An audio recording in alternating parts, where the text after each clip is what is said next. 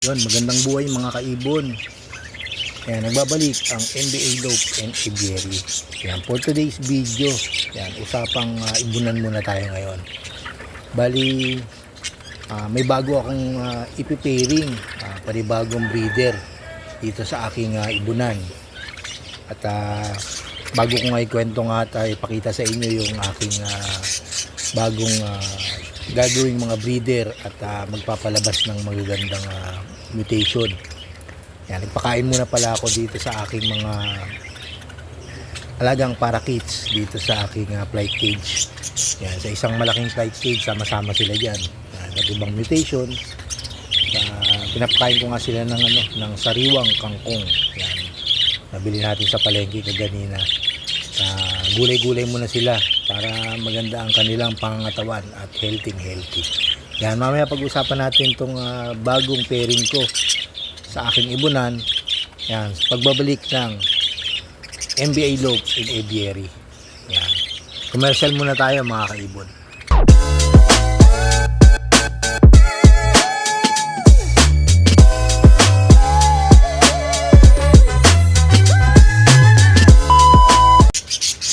Welcome back mga kaibon. Yan, pakain nga tayo ng mga sariwang gulay para sa kanila, green leafy vegetable. Yan, maganda sa kanilang katawan yan. At di naman natin pwedeng gawing primary yung seeds kasi nga andyan yung nakakataba sa kanila.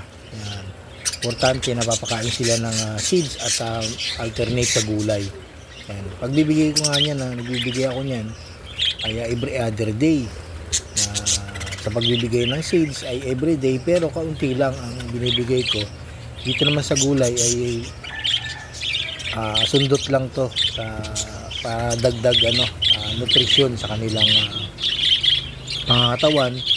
Siyempre ito yung nakapagpabilis ng pag-digest nga pag nakakain nga sila ng mga gulay.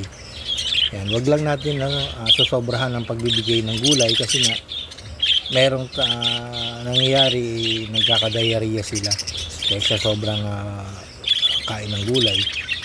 Ito, tamang-tama lang itong bigay ko sa kanila kasi nga marami naman sila dito sa flight cage at mauubos nila yan hanggat mamaya. Tapos maya-maya siguro mga hapon, tanghali magbibigay ako ng seed sa kanila. Pero kaunti lang. Yung para magkaroon din ng laman-laman yung kanilang mga yan. Yan. Bago nga natin pag-usapan yung gagawin kong breeder. Bali kasi yung mga ibang breeder ko, may mga nagpuntang mga kaibon dito. Kwento ko sa inyo, nagpunta kaganina, may mga nagpuntang mga kaibon natin na subscriber sa ating channel na taga Las Piñas at Ilaya, Alabang. Bisita sila dahil nga nakita nga nila sa ating mga video na yung ating mga ibon ay magaganda at malulusog, ay sila. Kumuha sila sa akin ng gagawin nilang breeder. Ngayon, sabi nila gusto daw nila yung ready to breed na. So, sabi ko naman sa kanila, kung ako ang tatanungin nyo, mas gusto ko ang mas bata kasi nga siyempre doon natin nakikita yung natin sa pag-iibon, gusto natin sa pag-iibon, parang love natin na nag-aantay tayo hanggang magdigawan sila at mag-itlog, makapagpapisa. Kasi parang yung walang thrill pag pag yung bibili tayo ng yung breeder na talaga na gusto natin. Pero may mga ganun talaga, hindi natin gusto talaga nilang magkaroon ng mga anak yung kanila. Yung isang taga Las Piñas kumuha sa atin ng breeder. Bari yung nakuha nilang breeder sa akin ay FBG, tsaka yung cock FBG, tapos yung hen ay dilute. Nakita nila kasi nga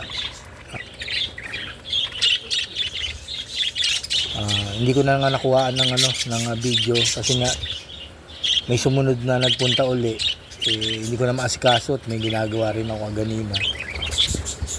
Ang nakuha nga nung taga Las Piñas ay FBG at saka dilute.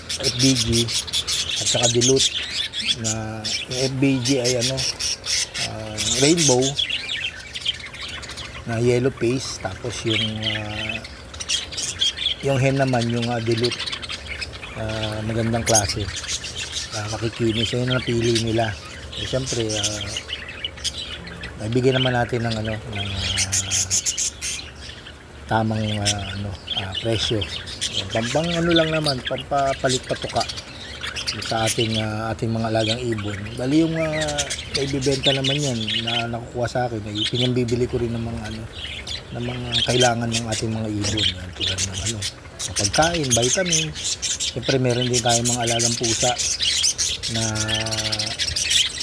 kailangan din pakainin. Tapos meron akong racing pigeon na kailangan din ng pagkain.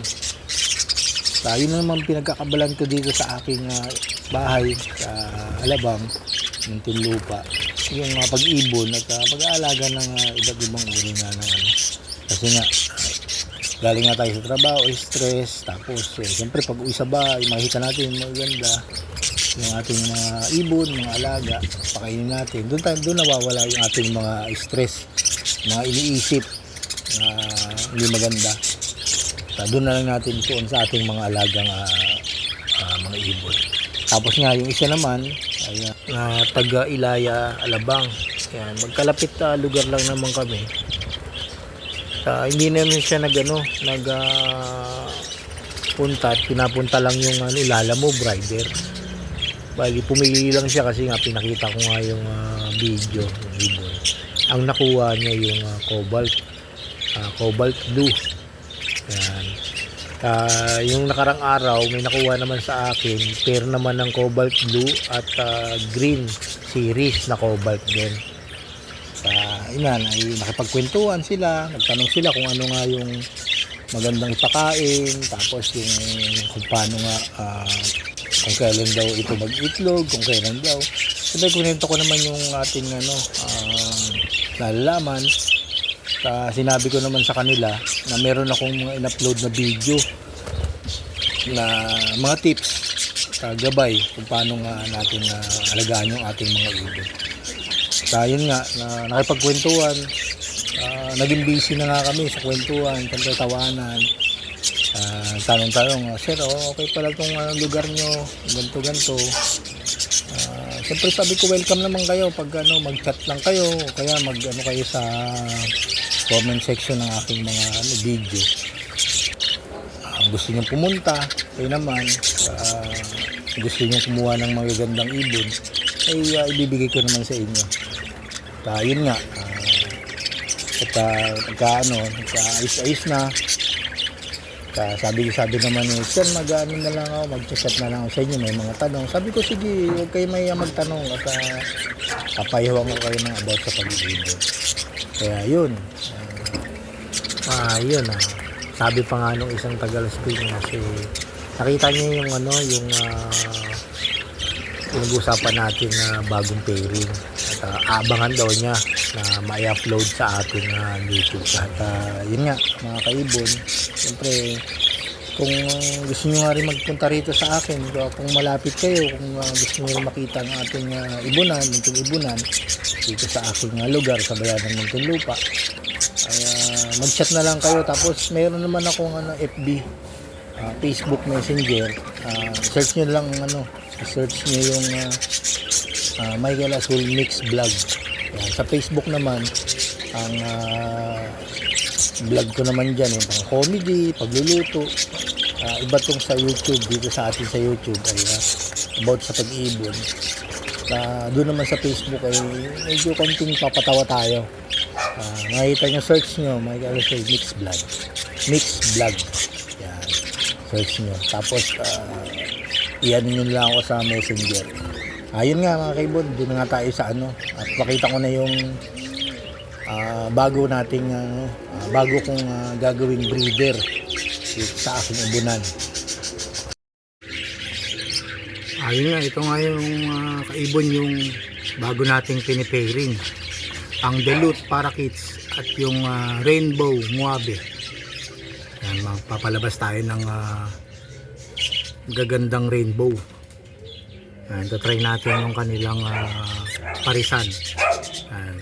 Yung cock ay yung Rainbow Muabe at yung isa naman na hen ay Dilute. Yan, itatry natin silang i-pairing. Yan, basal na po yan at hintayin na natin sila mag-itlog. Susubukan natin yung kanilang mutation. At sabi nga nung isang batikan na rin sa pagbibreed, magandang parisan daw ang Dilute at Rainbow Muabe. Ito pa yung isang kaibon, yung isa pang pairing natin. Ayun nga, ito nga rin kaibon. Pares din yan, Muabe at saka Dilute Parakeets. Yan, meron kasi tayong stock na dalawang Muabe. Yan, saka marami tayong Dilute na Parakeets. Babanggain natin sila at subukan natin na kung may mga ilalabas na mga yan. Ito yung Muabe natin na pack. Yan sila.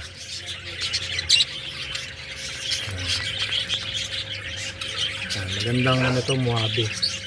Palabas ko rin tong Muabe na to sa parisan ko na na back to back rainbow. Naglabas siya ng Muabe. Ito yung isa.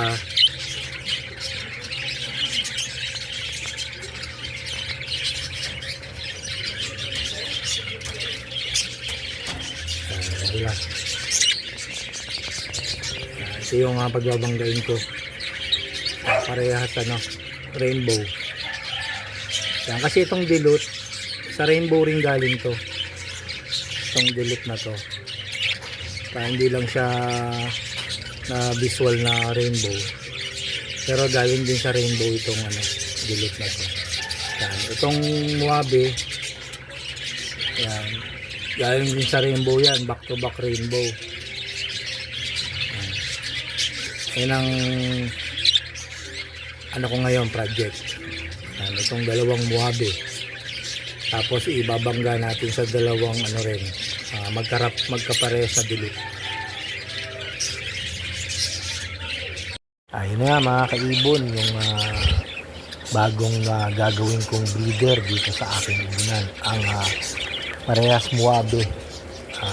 Rainbow siya, Rainbow Muabe. Nabubulol na ako. Magkapatid yun, parehas cock. Tapos ibabangga natin sa parehas na Dilute. Yan, para makapagpalabas ng malinis na rainbow. Parehas din na rainbow mutation yun, yung parehas lang yung pagbabanggain. Pero mas malinis na rainbow. Or possible maglabas siya ng Muabe na na malinis, na makinis. Yan, nagbigay na rin pala ako pagkatapos nga nilang kumain ng gulay na kangkong. Nagbigay na ako ng seeds. Yan nga, nagkakainan. Ganun nga mga kaibon. Ganito na lang yung aking kwento sa inyo. Sa inyong usapin natin about sa pag-ibon. Yung bago kong ginawang breeder, ang Muabe at Dilute. Yan, i-update ko na lang kayo sa susunod na video pag yung mag-itlog na sila at makapagpapisa. At malalaman natin na kung ano nga yung ilalabas ng ating bagong pinagpares dito sa aking ibunan. Sinabawasan tayo ng mga breeder. Nagdagdag tayo, tapos nagbaklas na rin ako ng ibang breeder ko para mapahinga naman sila kasi nga almost yung ibang breeder ko nakaka third clutch, fourth clutch, kaya dapat hanggang apat lang na clutch yan. Tapos ipahinga nyo na muna, tapos ipahinga nyo isang buwan, tapos gawin nyo na uli, breed nyo na uli sila. Kaya ganito ginagawa ko din sa ibunan, pinapahinga ko yung mga matagal ko ng breeder, tapos magpapalit ulit ako ng mga panibagong breeder. Yan. Nilalagyan ko ng mga ano yan, yung mga breeder ko, mga piling-pili. Pinipili ko yung mga gagawin kong breeder. Nilalagyan ko na sila ng mga ring para madali nating ma-identify na yun nga yung mga breeder natin pag may mga singsing na. Nandito na mga kaibon. Update ko na lang kayo sa sunod ng aking ina-upload na video. Kung bago kayo dito sa aking YouTube channel, ang MBA Loop in Aviary, like, share, subscribe po ng aking YouTube channel at don't forget to click the notification bell para updated po kayo sa ating mga bagong video na ina-upload. Ganito lang po mga kaibon at happy breeding sa inyo at salamat sa inyong panonood at pakikinig ng aking usaping pag-ibon. Magandang buhay mga kaibon, happy breeding.